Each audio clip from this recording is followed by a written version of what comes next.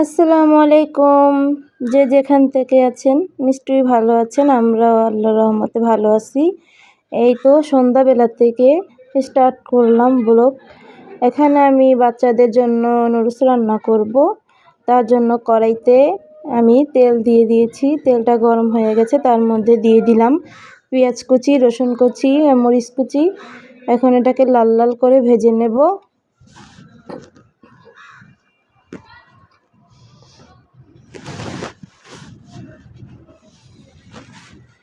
এটা লাল লাল করে ভেজে নিচ্ছি।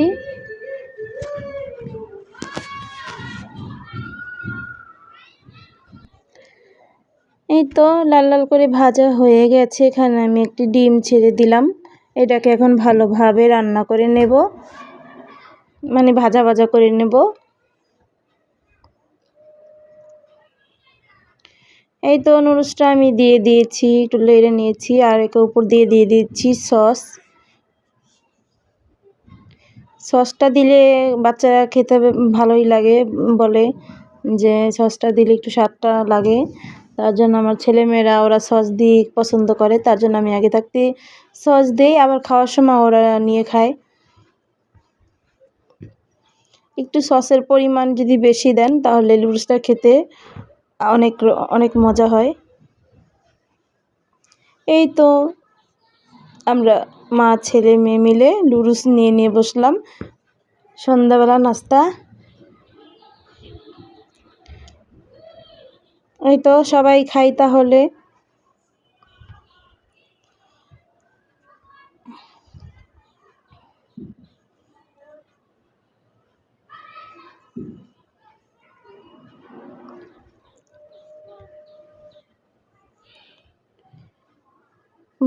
আমার ছেলে বলছিল ঝাল হয়েছে, তা আমার মেয়ে বলছিল যে না মজা হয়েছে। পরে ছেলে বলল মজা হয়েছে। বলতেছে আমার ছেলে মেয়ে যে আম্মু তোমার হাতের নুডলস অনেক মজা লাগে। আমি বলছি খাও। এই তো এখানে আমি আজকে শুক্রবার, পরের দিন সকালবেলা থেকে শুরু করলাম। এই তো সকাল সকাল আমি এখানে গরুর গোশত রান্না করেছি। খাওয়া হয়েছে অনেকটা, ওদের বাবা নিয়ে গেছে খাবার, আর আমরা এখানে বসলাম নাস্তা খেতে। সকালের রুটি আর গরুর গোশতের ঝোল, সেই স্বাদ, খুবই মজা খেতে।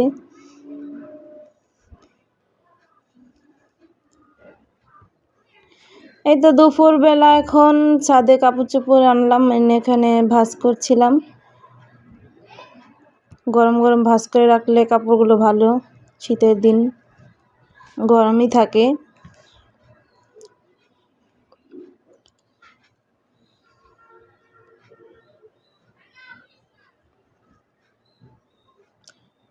মেয়েদের কাপড় চোপড়, ছেলে মেয়ের কাপড় চোপড় এক ড্রয়ারে রাখি, আর আমাদের কাপড় চোপড় এক ড্রয়ারে রাখি।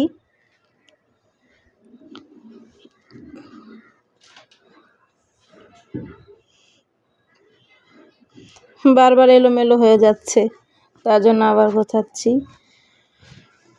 এই তো ড্রয়ারে রেখে দিই। সংসারে কাজ বাজ গুছিয়ে করলে ভালো লাগে, গোছানো থাকলেও ভালো লাগে, মনটাও ভালো লাগে।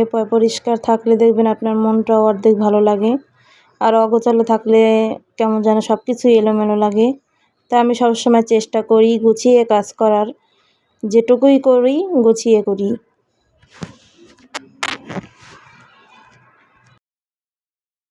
ওয়ারড্রবের উপরে গুছি, এলোমেলো হয়ে যায় প্রতিদিনই গোছাই। বাচ্চারা থাকলে এরকম একটু হয়ই। দেখা যাচ্ছে আপনি এই একটু আগে গুছিয়ে রাখছেন, একটু পরেই দেখবেন এলোমেলো হয়ে গেছে। এটাই তো মায়েদের কাজ, বলেন ছেলে মেয়ে অগোছালো রাখবে, আপনি গোছাবেন, এটাই স্বাভাবিক। কিছু করার নেই। ওরা বড় হবে, তারপর সে না বুঝবে যে আমার আম্মু কষ্ট করে গুছিয়ে রাখি।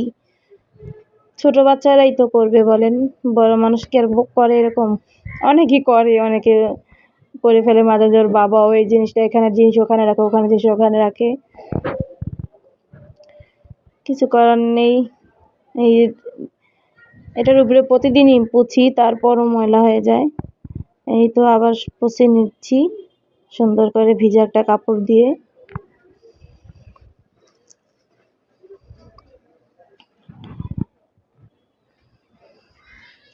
ওয়ারড্রোবের উপরটাও ধুলাবালি, প্রচুর ধুলা আসে বাইরে থেকে, তা পুছে নিচ্ছিলাম।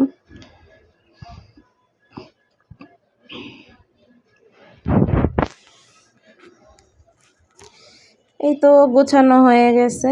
এখন আমি ছেলে মেয়ের বই খাতা এদিকে ওদিকে এগুলো গুছিয়ে রাখছি।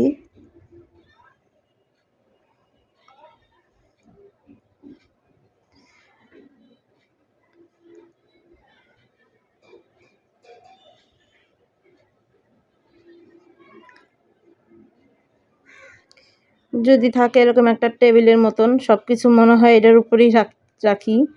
এদিকে চলে আসলাম, ড্রেসিং টেবিলটাও গোছাচ্ছি। ড্রেসিং টেবিলটা পুছে নিয়েছি, ও প্রচুর ধুলা পড়েছিল। এখন আমি রাখছি পাউডার, তেল, আর ওটা ডিব্বার মধ্যে আমার সেফটি বিন, তারপর আছে কালো ক্লিপ।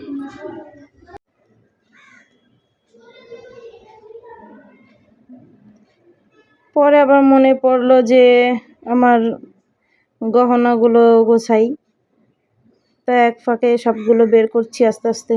এখানে আমার মেয়ের আইশ্যাডো সব এলোমেলো হয়ে আছে, এগুলো গোছাচ্ছি। তো সব কিছু গুছিয়ে রাখছি।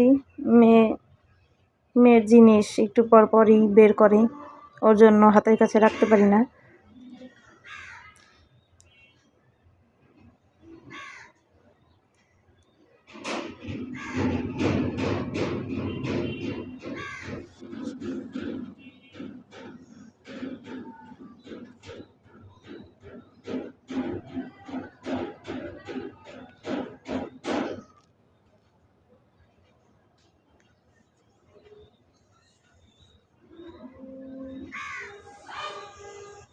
এই তো গোছানো শেষ, এখন এখানে রেখে দিই।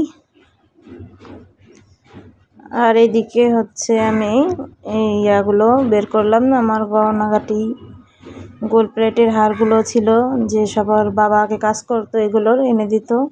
আরও অনেক জিনিস ছিল, বোনদের দিয়ে দিয়েছি। এখন যে কটা আছে ওই কটা আমার মেয়েরই লাগবে। এখানে মা মেয়ে মিলে বসে পড়লাম আমাদের জুয়েলারি গোছাতে। এই তো সব কিছু গুছিয়ে নিচ্ছি।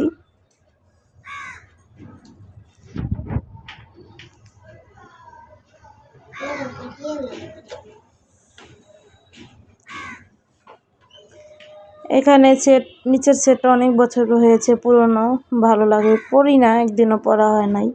এভাবেই রাখতে রাখতেই এটার বছর বের হয়ে যায়। আর এদিকে হচ্ছে চুড়িগুলো গুছিয়ে নিলাম। আমার চুড়ি গায়ে হলুদে আমার ভাগ্নির বিয়ের সময় কিনেছিলাম, ওই একদিনই পরেছি, আর পরা হয়নি। ওদিকে মেয়ের চুড়িও মেয়ে বলছিল আমার চুড়িগুলো রাখো, বলছিলাম দাও, এখানে রেখে দিই। তো ওর চুড়িও রেখে দিলাম পাশে। আর এখানে হচ্ছে আমার গায়ে হলুদের, ওই তো ভাগ্নির বিয়েতে কিনেছিলাম গায়ে হলুদের জন্য, ওগুলো একটা ডিব্বার মধ্যে রেখে দিচ্ছি, এভাবে ধুলাবালি যাতে না ভেতরে ঢোকে, কারণ কবে পড়া হয় জানি না, মেয়ে আছে, মেয়ে পড়বে। এখন এগুলোকে সবগুলোকে গুছিয়ে রাখছি সুন্দরভাবে।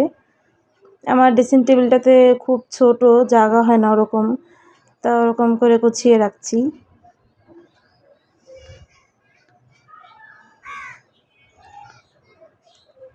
এই তো বাকিগুলো গুছাচ্ছি, একটার মধ্যে কতগুলো রেখেছি দেখেন। পরে ওইটা আর ছিল না, ওটার মধ্যে দেখি যে ওইটা রাখার জায়গা হচ্ছিল না। তো ডিব্বাগুলো ভালো করে বক্স মুখা লাগিয়ে রাখলাম।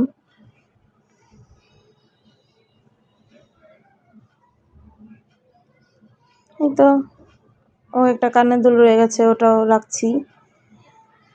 এটা হচ্ছে রূপোর কানের দুল, রূপো দিয়ে বানিয়েছিলাম। এই তো গোছানো মোটামুটি কমপ্লিট। এখন দেখা যাচ্ছে এই বক্সটা রাখার জায়গা হচ্ছিল না, কোনোভাবেই এটাতে রাখা যাচ্ছিল না, তা ওটা আমার শোকেসের মধ্যে রেখে দিলাম। আর এদিকে এটা খুলছি, দেখি এটার মধ্যে কি অবস্থা হয়ে রয়েছে। ছেলে মেয়ের খাতা, পেন্সিল, কাটার, রবার। ওর বাবা একবারে বেশি করে এনে দেয়, কারণ কাটার মেয়ে হারিয়ে ফেলে, ভেঙে ফেলে, এরকম হয়। আর পেন্সিল মাথা ভাঙতে ভাঙতে দেখা যায় ছোট পিচ্চি হয়ে যায়, তার জন্য বেশি করে ওদের বাবা এনে রাখে যে কখন কোনটা লাগে। বেশি করে খাতা, এখানে পেন্সিল, কলম, তারপরে আপনার হচ্ছে রবার আর কাটার। এগুলোকে আবার আমি একটু সুন্দরভাবে সাজিয়ে রাখছিলাম, থাক থাক করে ফল রাখে না, ওরকমভাবে রাখছিলাম।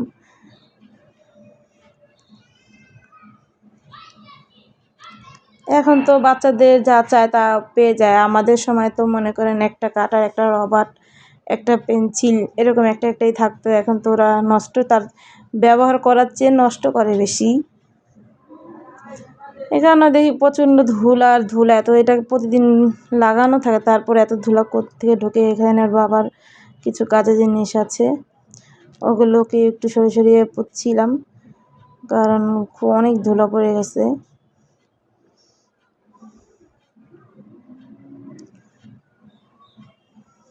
এই তো কাজকর্ম করা ছাড়া আর কি, মেয়েরা ঘরে থাকবে, ঘর দুয়ার গুছিয়ে রাখবে, এটাই তো স্বাভাবিক।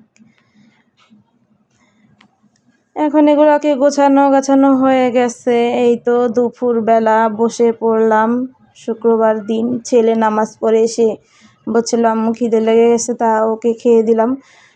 ওকে খাইয়ে তারপর ও খেয়ে দিয়ে বেরিয়ে পড়লো বাইরে খেলতে। আর এদিকে মা মেয়ে বসেছি, এই তো খাবো। এখন আমরা গরুর গোস্ত রান্না করেছি, সেই গরুর গোস্ত রান্না মেয়েকে দিয়ে দিলাম। মেয়ে তো আর কিছুই নেবে না, ও ঝোল আর একটু করে গোস্ত হলেই ওর হয়ে যায়। আর এদিকে আমি আমার জন্য সালাদ বানিয়েছিলাম, তারপরে আলু ভাজি করেছি। এই তো আমি সালাদ দিয়ে খেয়ে নিচ্ছি। আমার কাছে বেশিরভাগ সালাদ দিয়ে, শীতের সময় সালাদ দিয়েই ভালো লাগে ভাত খেতে। এই তো আমার ভিডিওটা যদি আপনাদের ভালো লাগে, লাইক কমেন্ট শেয়ার করবেন, সাবস্ক্রাইব করে রাখবেন, পাশে থাকবেন, এটাই আপনাদের কাছে, আর কিছুই না। তাহলে আমরা খাবারটা খাই, আপনারা ভালো থাকবেন, সুস্থ থাকবেন।